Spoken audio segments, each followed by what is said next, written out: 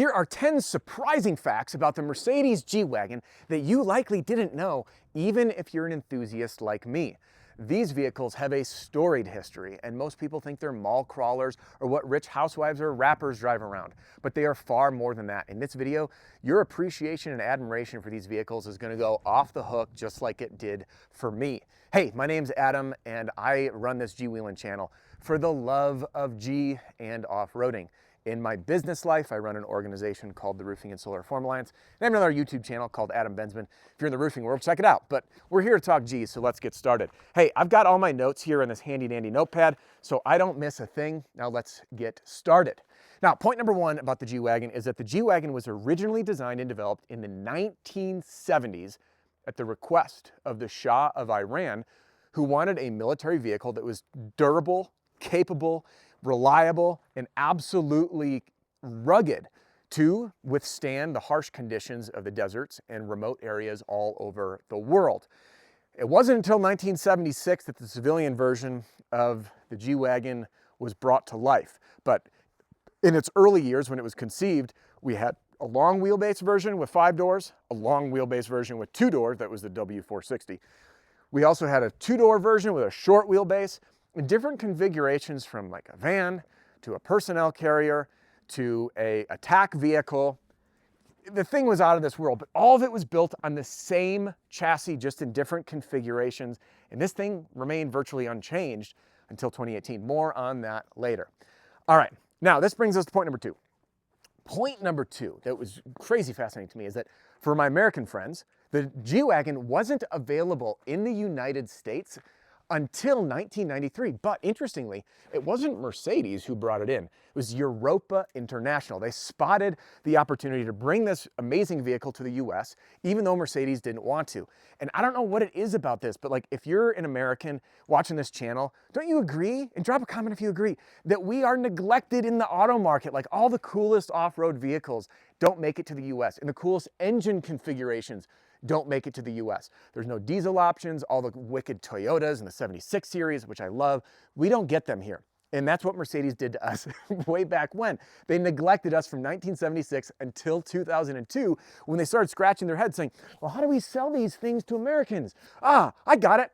Put chrome on it. Put a side step so the rich housewives have something to step on when they're carrying their new handbags back from the mall, right? Put on a chrome spare tire carrier. Then they'll buy it, and then they did. And that's one of the reasons that the G-Wagon has been known as the status symbol and an icon among the wealthy and celebrities and rappers. But anyway, I don't want to go down that rabbit hole because I have another video on that you can jump into. It's why people love to hate the G-Wagon, but enthusiasts like me love them. All right, let's get into point number three. The point number three, the surprising point number three, is that these vehicles have one of the most durable, strong, overbuilt frames of any truck. They're ladder frame construction. Even though they are so tiny, they had to meet a ton of requirements, and one of those was to be able to be armor plated and withstand the weight.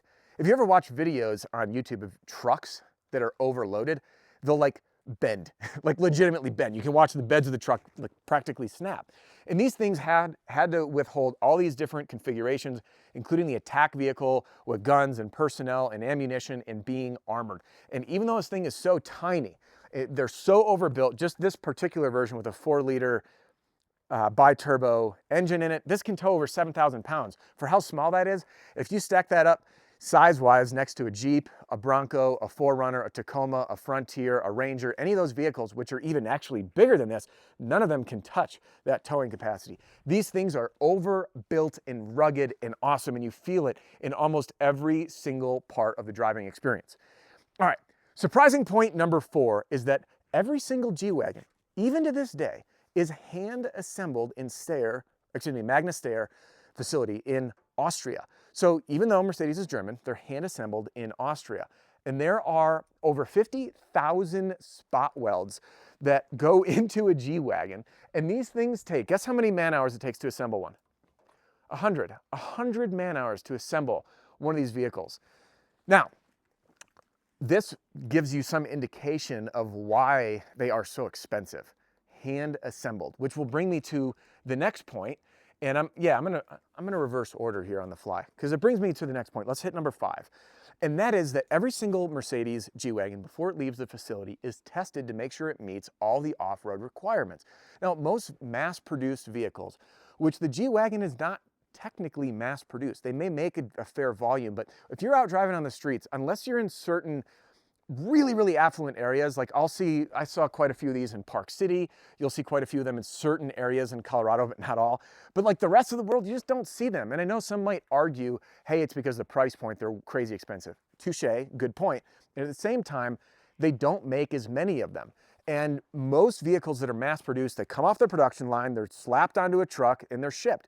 But the G-Wagon is actually tested to make sure it meets the requirements, including being able to climb a 45-degree angle, which is very steep. And believe me, I pushed this thing well at and above that limit. In fact, I've got other videos on the channel. If you want to see this thing go wheeling, I've got a lot, and I've got a lot more coming. I send it hard in this truck, and I absolutely love it.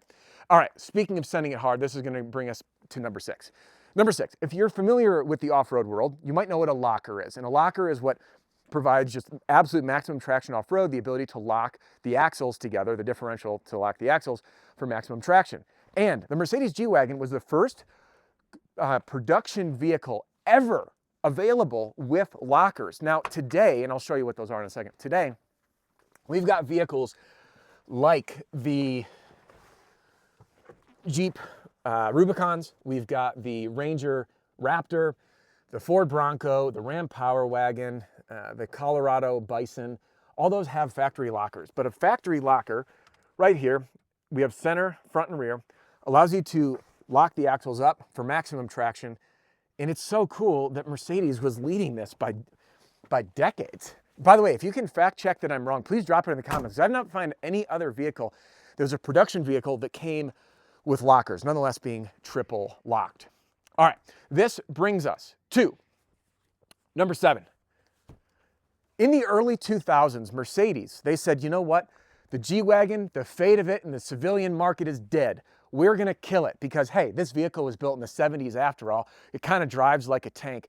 It's time that we release something more refined and easier to drive with more luxury and bigger for the market. And guess what? That was going to get replaced by the GL class. Consumer demand squashed that. And thanks to consumer demand, we still have the G-Wagon. But my guess is that most people don't know that Mercedes tried to kill the G-Wagon. And by the way, GL is nice, but like, come on, if you're shopping for a G-Wagon, you're not shopping for a GL.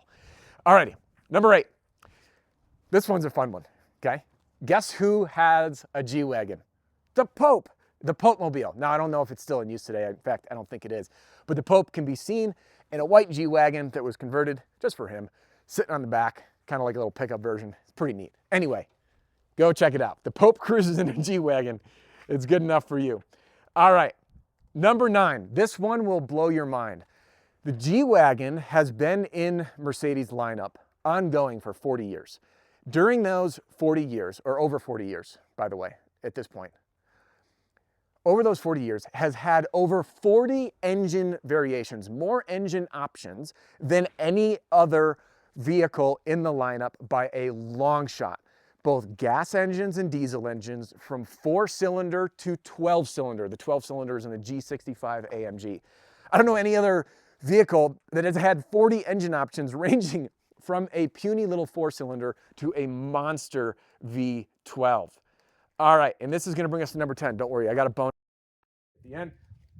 And that is that over the 40 years that it has been in production, the design ethos has not changed. It's been a timeless design. If you are out cruising around and you see a G-Wagon, it is very difficult. Even like, I'm into these things. I spend far too much time looking at them, researching them, driving them, fascinating about them online, obsessing over them. And I'll see one on the road and I'm like, oh, sick. And I always give them a wave. And it takes me a minute to figure out, is this a newer one or is this an older one? Now, the newer body styles, they maintain the square body, the absolute barn, they call it the moving barn of a front windshield.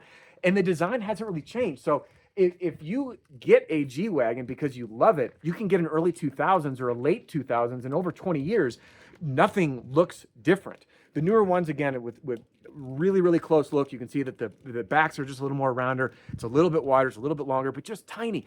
And that timeless design has created this excitement around the G-Wagon, where if you look at other vehicles, you know, let's say a Toyota 4Runner or a Tacoma, you know it's a first gen, it's a second gen, it's a third gen. If you look at the history of the Mustang, that design language changed from the Fox body over and through the early 2000s into the generation that there is now. And that timeless design is just, it's just something special. And it's what makes us enthusiasts just love this thing. It really doesn't matter what year you get. All right, now this is going to lead me to our closeout, which is number 11. And number 11 is this. You know this sound? Let's get close with the mic. Ah, that thunk. They call it the bank vault sound that goes just like that. And this sound, the Mercedes G-Wagon thunk, was intentionally engineered by G-Wagon, by Mercedes, which I did not know. They wanted that sound because they knew that the market that wanted this rugged, reliable beast of a military tank of a vehicle wanted it to sound sturdy and powerful. So what they did is this signature sound, the very first time that you put your hand on the door handle of a G-Wagon, gives you that feeling. So for the person that wants to buy this, they want rugged, they want powerful, right? And this can be attributed to the mechanical latch. This is a 2018. They're still using these mechanical heavy-duty latches with a steel door. By the way, look at how monstrous this thing is right here. Like, this is no joke. And when you lock it, let's take, oh God, that sound. So, by the way, Mercedes, when they did this, I'm gonna fill you in after we hear this. Listen up. Wonk. Yeah. So it's funny, the other day I was driving in an area that was a little sketchy, and I locked the doors, and there was someone on the side of the road, and my wife goes to me, she goes, yeah, that's not discreet now, is it? So the reason I share that is Mercedes wanted that sound because unlike the S-Class, for example, that is luxurious, big heavy doors that make this whisper quiet sound, you don't want to hear anything, they're soft closed. They wanted the absolute opposite with the G-Wagon. So next time you open a G-Wagon and you feel that click and the thunk and you lock the doors, you can now know that it was all by design to create the feeling of power, of status, and of a machine that is overbuilt and over-engineered to be a powerhouse.